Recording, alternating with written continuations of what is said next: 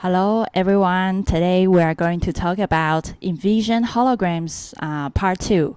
Right now I'm using microphone and trying to make the audio sounds better. So just first time and using some pretty cool device from my roommate. So let's see how it goes. Okay, let's dive into Envision holograms and all the concept that I mentioned in blog and in video is from this book. So if you are interested in purchasing or buying the book, you can. I have a link under it, so you can purchase online. Okay, let's dive into it. So last time we were talking about holograms. What's the character or what's the unique points about the holograms?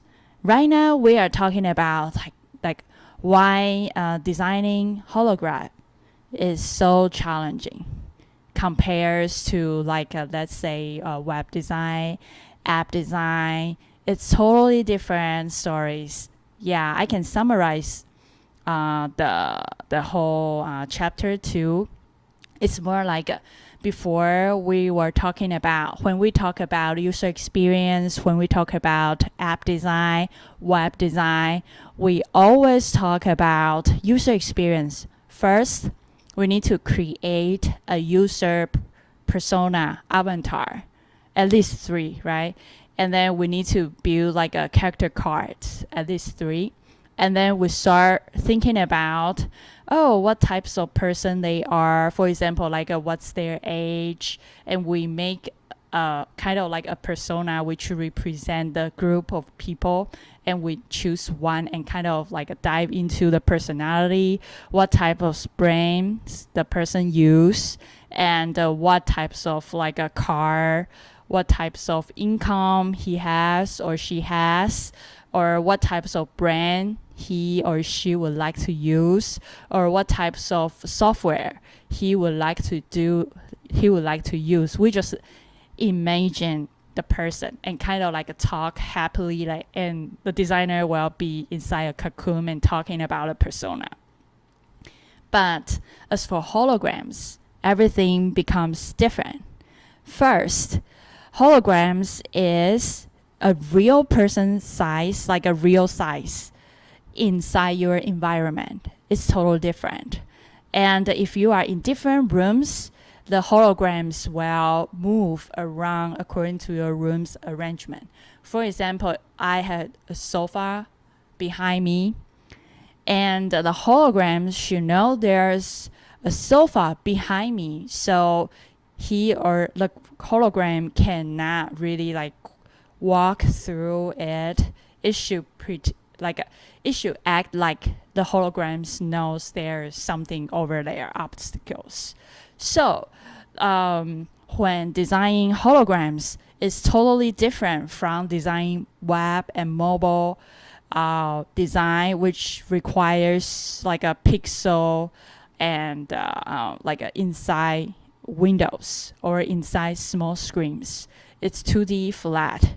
But holograms is the 3D stuff kind of saturate and interact with you and your environment.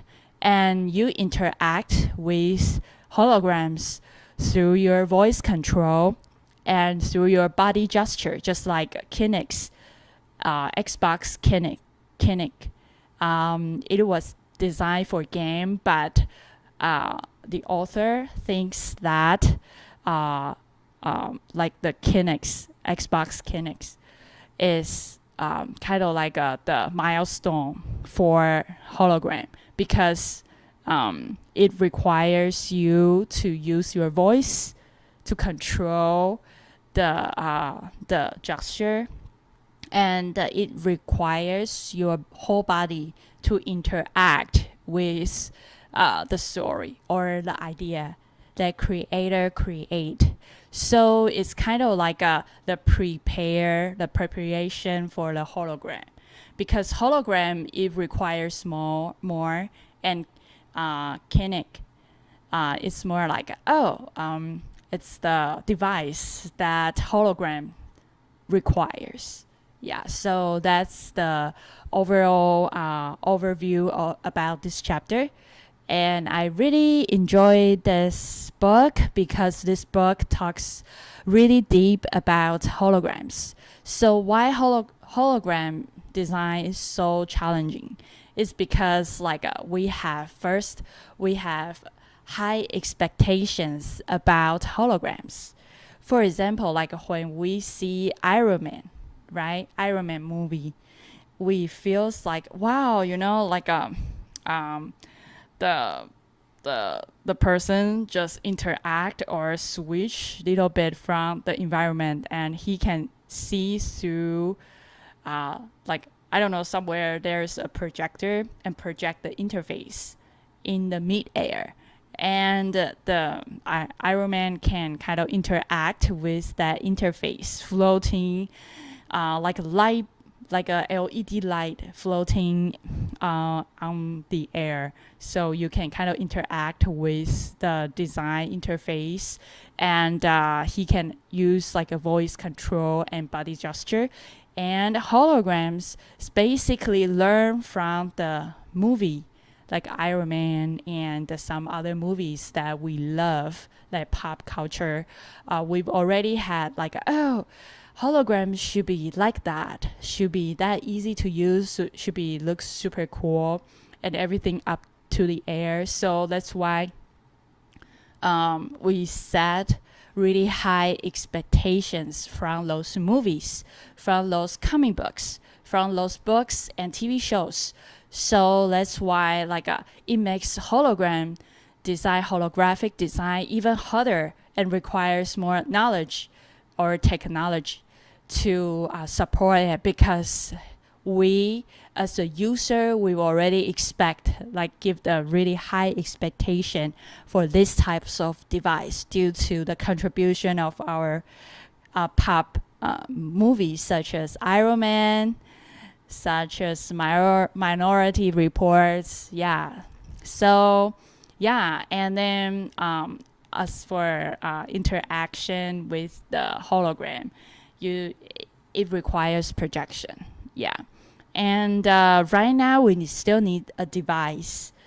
Actually, we can use our eyes to see some simple device for the holograms. Like I've seen people use fans or some other device and make some holograms. But if you really want to interact with it, you probably right now we haven't really invent a device which allows a holograms somewhere and we interact with it. Maybe it's still in developing, but not really in the market. Actually, a holograms is not. It's just a newborn baby. Yeah, compared to AR or VR. Yeah, so it requires projection, voice control, and the gesture interaction. Those three ways is the main interact with holograms. Okay, so and then because right now it seems like a movie is kind of like the pioneer of our whole cultures. For example, movies throughout the whole industry, throughout the history movement, movie seems to be the most avant-garde. And then integrate with the most high-tech technology. Integrate not only culture, sound, art, design, technology, but also in a compelling storytelling way. So as for movie industry, IMAX movie, Hubble 3D. Hubble 3D, I saw the trailer. I haven't seen the movie, but I saw the trailer. It's really cool. It seems you can sit in the theater, and the astronauts will come out of the screen and you will feel like it feels like you feel heart pumping when you see like a magnificent scene outside of our space. So basically, Hubble 3D was like a really like kind of like a documentary film for NASA to kind of like how astronaut operating like a spaceship outside of the space. Yeah. So you can, if you go to IMAX and watch Hubble 3D, you will feel like, wow. So right now, our technology allows us to kind of like a breakthrough, like from 2D to 3D. Now, what's next? Because holograms, it seems like a preparation for the next step, which is holographic movies or film industry. I don't know, but holographic computing provide us great new opportunities and new challenges. It kind of like it seems like a lot of possibilities just come out of it, and we kind of like at the beginning of exploring all the novel or the new ideas about it, and later on we will develop more, so we have more user data, so we know we kind of can develop a mature way of designing it. But right now it's all like a user centric. The key to design for the mixed reality is completely let go of the past. Yeah. So the new skill set, it's like in the traditional way of designing an app or a website, we usually start thinking about like avatar first, user experience first, and user map, journey map, and then start mapping out like some touching points about experience your web or your app. And we kind of like everything is like a theoretic, and then we kind of like all the designers gather in a small room and talk about a persona and start mapping out stuff in a small card. And we have like an agile team, and we kind of communicate with each other, and we had a lot of different principles. For example, we have a gesture, like there are some gesture principles, and there are some like accessibility, like some rules, some data we can use for app, mobile and web develop. But as for holograms, there are not many holographic computers out there. So there are not many data you can use. So basically, you need to let go of all the kind of like the current UX UI thinking. You kind of need to just like let it go and start the new experience for holograms, because holograms is more user-centric. Imagine like you need to really be the user, because like different users has different rooms and different scenarios. What if the user, because like different ages and different emotions is like the key, one of the key elements for interacting with the hologram, because the reason why it triggers more real emotion, because hologram is in the actual space with you, so you feel so real, right? So it will trigger your true emotion. So the creator has a lot of challenges for hologram design, because like you need to think about the room, all the scenarios. For example, like how users interact with it. What if user want to enlarge the like the object that you put inside, like the hologram?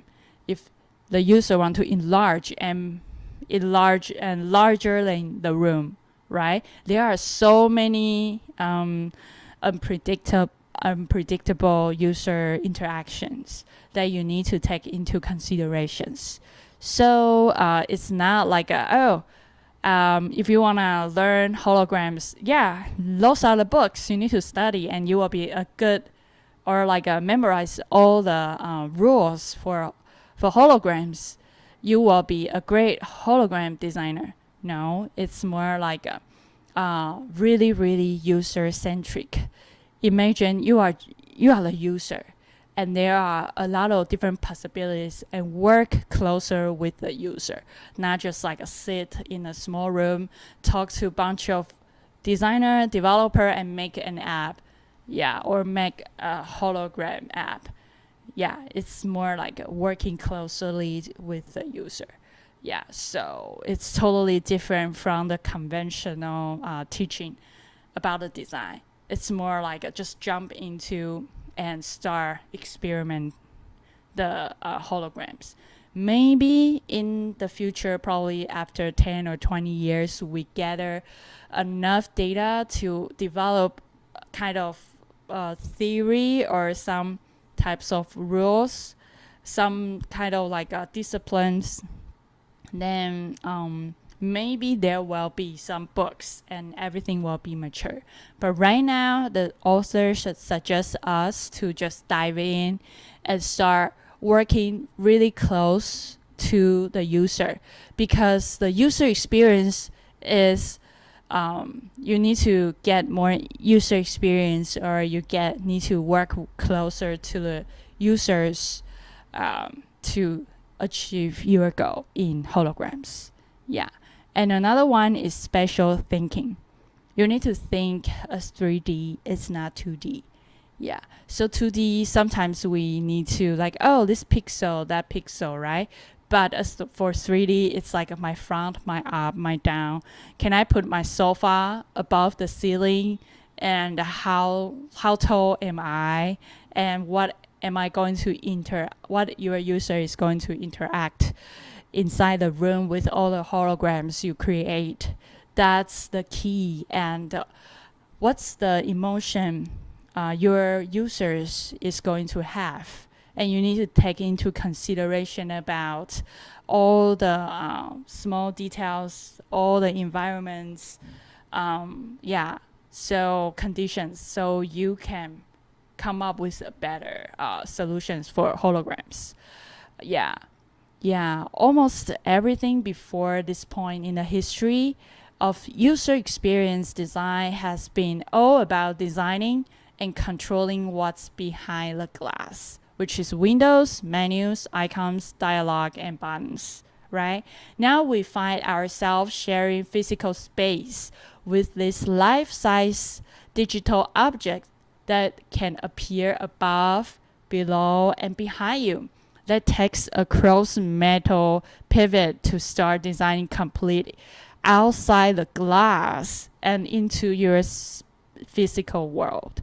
So as for designing like a 2D flat stuff, all we need is a paper and draw a square and wireframe, like a square, and start to think about, which button should I put?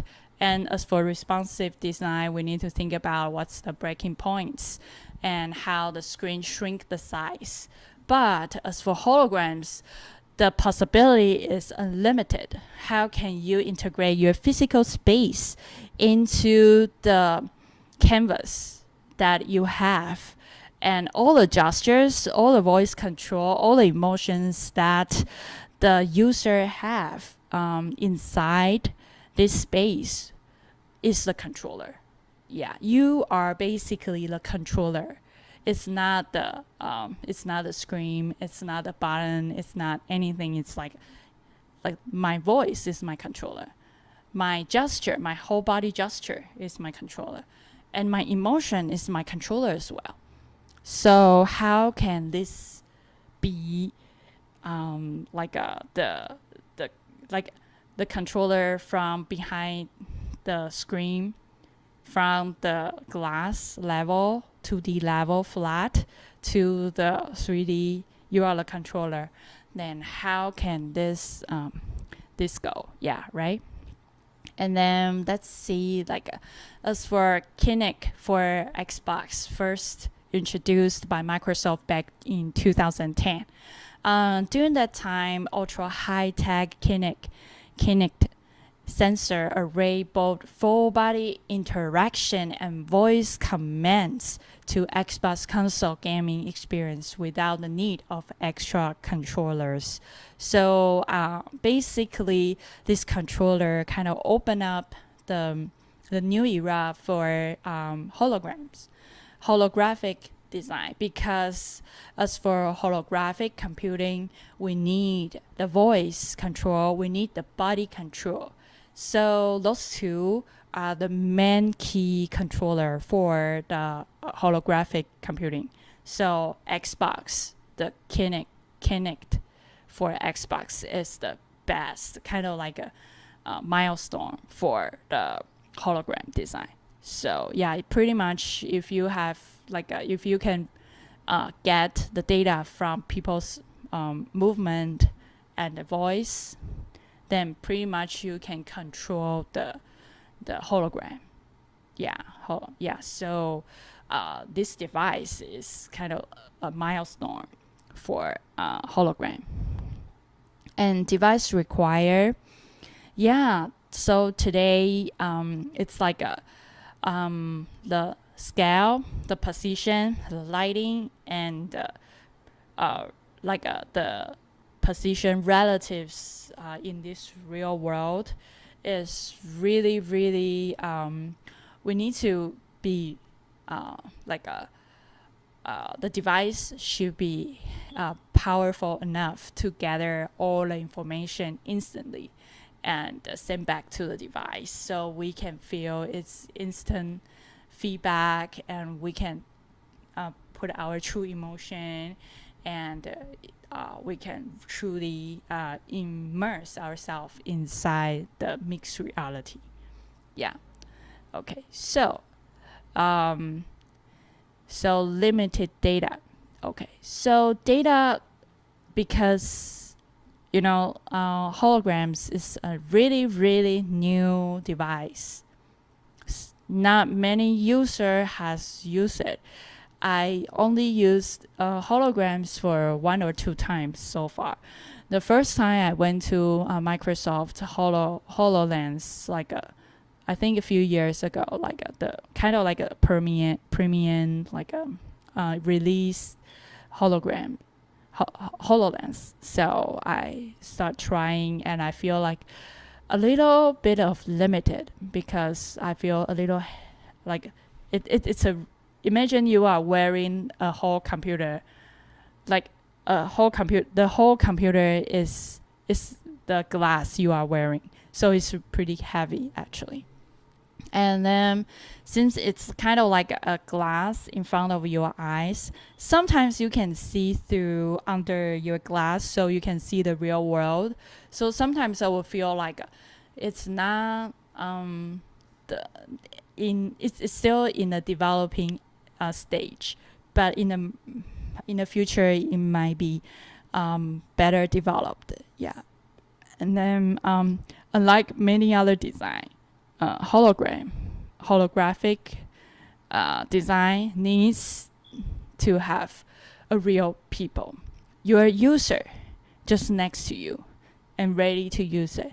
Unlike some other design like web and app design, you just draw a persona and write a bunch of documents and start designing stuff for other people without really even talk to them, even get in touch with them. You just think inside your head. But as for holographic design, you need to really, really talk to the people, and let people try and nearly work just next to your user.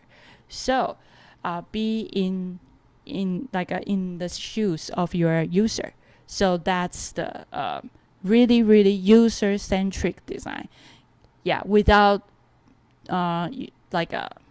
face-to-face to real people, and let people try right away, or just work super close to your users. you cannot really design something that is really useful for user. There are so many personas, so many different situations, so many different environments that need to be taken care of. And there are not many data out there. So we need to kind of forget about what we've learned for the old device, and we need to relearn it again, just like a newborn baby. Just relearn it again, experience again, and you will get better. Yeah. Okay, so this is today's episode, and hope that you will like it. And then if you have any comments, feedback, please leave your comments under. I think it's always under somewhere. Yeah, and then if you like my show, you can subscribe my YouTube channel. And basically, I record the show probably around the weekend, and I am trying to publish on Monday. Yeah, because I feel like I need to have a time, which is my deadline, because I am an artist. I couldn't really do anything without a deadline. Then I will totally forget. So I think Monday is a good day. It's kind of a fresh start. So I put Monday. Maybe in the future is another day, but let's say Monday. But if you subscribe my YouTube channel, you can just be the first to see the video. Yeah, sure. Okay, thank you, and see you next time. Bye bye.